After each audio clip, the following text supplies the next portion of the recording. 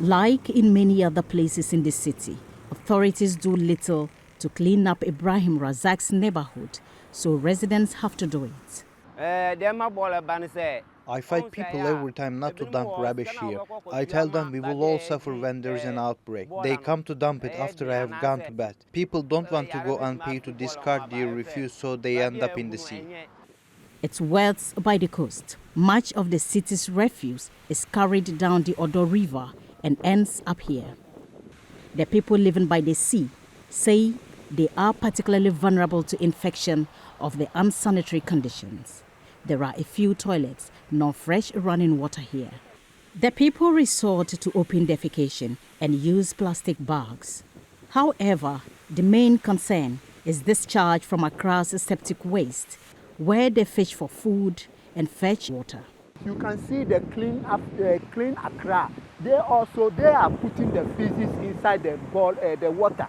They have their pipe here that they bring the feces and put it in the water. And in fact, if it's put in there, the smell here is very hazard.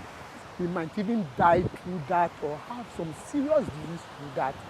Who are you to talk about it? Many blame this for the latest cholera outbreak that is spreading and fast.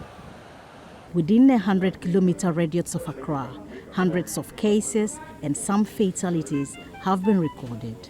In recent years, we've actually had a resurgence of cholera in the African continent, and a lot of things have accounted for it, including climate change that has resulted in floods and so on. We also have some conflicts in the sub-region. So all these contribute to us seeing a number of countries reporting outbreaks. But for cholera to thrive, usually it has to do with water and sanitation. But that's not the only problem. In many of Accra's markets, this is what you find. Heaps of refuse and foodstuff traders are selling nearby. Cholera thrives in places with unsafe drinking water, poor sanitation and inadequate hygiene. Places like this, in other words. And this is 8 years after President Nana Addo's pledge to make Accra the cleanest city in Africa.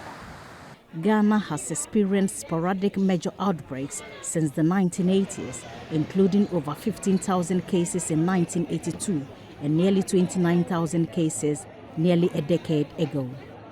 Ghanaians fear that history may repeat itself if the heaps of garbage and filth are not properly managed. Rollin Sikamam, Africa Matters, Accra, Ghana.